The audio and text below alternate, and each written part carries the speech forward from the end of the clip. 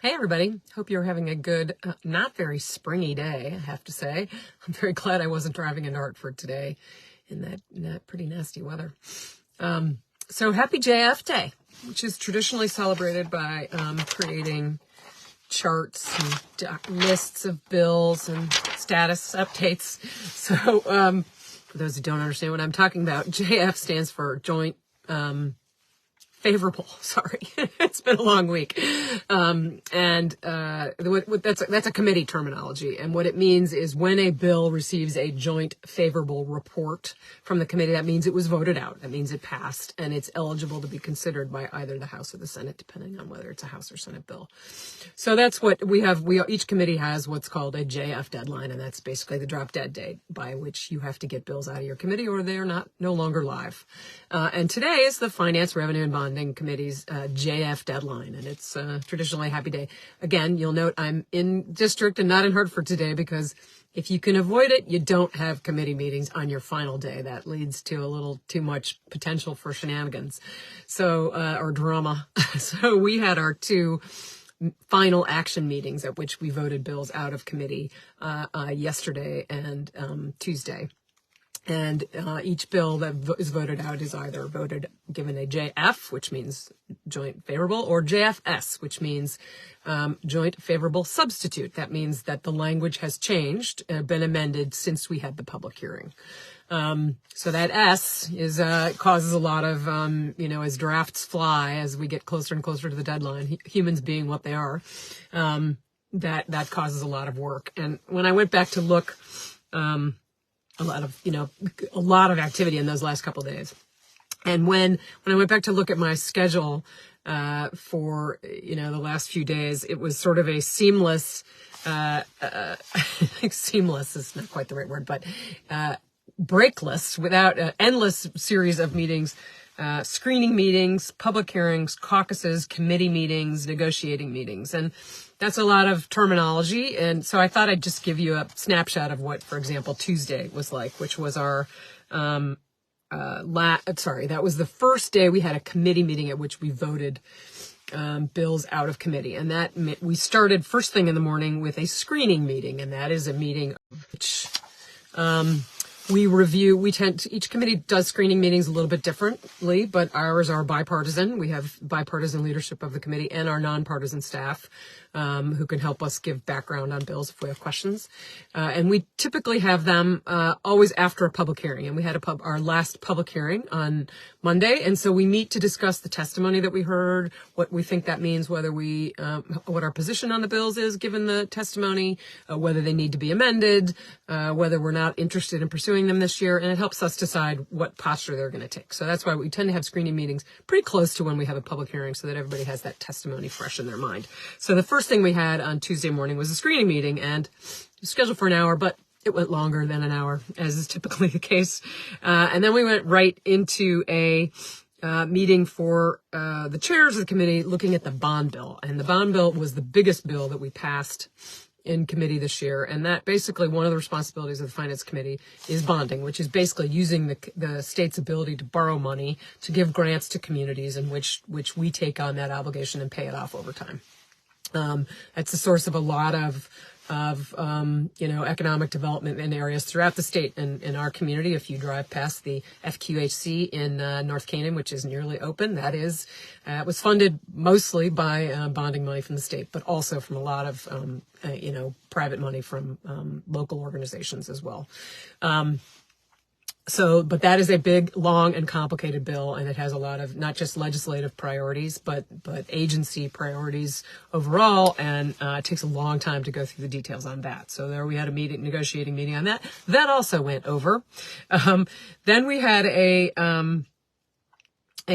committee caucus, and what that usually means when we have meetings at which you take final actions on bills each caucus, which is to say, in this case, it's not, caucus is often referred to, you have a Senate Democratic caucus, a House Democratic caucus, and a Republican Senate and the House caucuses. So there are 4 total. When you have caucuses before committee meetings, the Democrats, both the House and Senate Democrats, meet together confidentially, and the Republicans meet together confidentially. And you review the final bills, including that substitute language, some of which is still being negotiated pretty much hot off the presses as the meeting is about to start. And when we're close to the deadline like this, what we often do, and if you've ever watched some of these committee meetings, we sometimes gavel in, because we have to, having posted that they will start at a certain time, they have to technically start at that time. So we will gavel into the meeting, and then we will immediately go into recess, and both, groups will go to conference rooms where they will have the privacy to have honest conversations amongst their caucus about the bills and how they feel about them. After which, or during which, the leadership of the committee, I will communicate with my House Republican ranking member and see what she's hearing in her caucus and whether there are changes we need to be made, and, just where we are on bills. But we gavel back in and allow both caucuses to have those conversations. And when that's done, we reconvene as a committee. So we did that.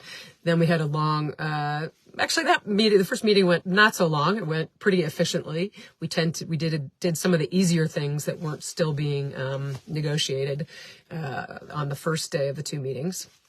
And then following that, we ended that meeting, and then we had further meetings to finalize the agenda for the next day, which was our final meeting. So that was another set of, that's where the S language, which means amendments to the bills, get swapped back and forth, and our nonpartisan staff works so hard to give us the numbers on things and to make sure it's drafted in a legislatively coherent fashion, which means it can be both understood and also lines up with the rest of our statutes. So it's a tremendous amount of work. But I have to say, we have great relationships that we have built on the Finance Committee. And when we were all done, when we finished our final committee meeting yesterday, we took a good amount of time just talking about how much we enjoy working together, and with both, bipartisan leadership of the committee and the nonpartisan staff who work really hard to give us good information. A lot of good people. And when you do that work, you have pretty smooth committee meetings. And so I'm pleased with that. Now, if you've been reading the headlines, you might have noticed that sounds like we did a lot of things. In fact, we passed 24 bills in those 2 meetings. But we didn't pass a budget. So what we decided to do as a state this year, we did a lot of work on the budget last year, which again, Connecticut does a 2-year biennium budget. And last year's budget, had historic levels of investment, also historic tax cuts, was a, tremendous amount of work. And we decided that we would just not amend it this year. And, we've had conversations with the governor, and we believe, I understand that he also considered doing that, because there are all kinds of strategic reasons why we'll have a little bit more flexibility if we don't amend the budget. So we decided not to do that, which means that all the bills that we passed are either policy or they have future revenue impact. And I will give you my personal philosophy on the future revenue impact. I know it's often tempting when you look at a bill that has, a revenue loss or gain in it, or it's usually loss if you're talking about tax credits, for example, which are more popular than tax and new taxes. If to push the effect out in the future so you don't feel its bite in the current budget, I think that's generally a bad idea. If we're going to have a big initiative that has a revenue loss for the state, we ought to make sure that we're budgeting for it now and not kicking it into the future, which we've sometimes done in the state of Connecticut. So we didn't do that this year. We have a few small items that will start in the future because they're designed to start that way, but they won't be a big hindrance to our budgeting for next year. So most of the stuff we passed is a lot of policy things or making better use of funds that we have already appropriated. So just to give you a flavor of some of the things we did in the Finance Committee this year, one big bill is a House Bill 5002. That is a bill that focuses on early childhood, childcare, and education. that system is broken in a lot of ways in the state. It is either families can't find spots, can't afford it. Childcare workers aren't getting paid adequately for the work that they do, and so we have a lot of work to do to try to figure out how to make that better for working families who need a safe and nurturing place for their children. And for those children, for them to make sure that this is sets them up for a future of success.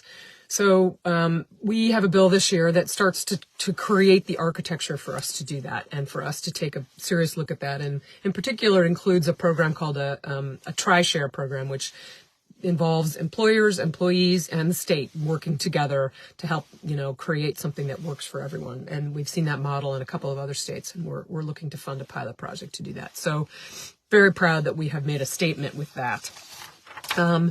We also passed some tax relief for disabled.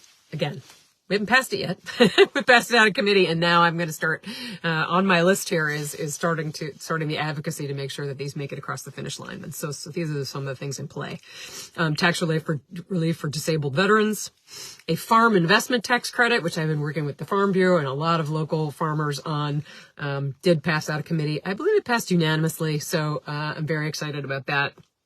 Some tax relief for lower income seniors, a homestead bill that would enable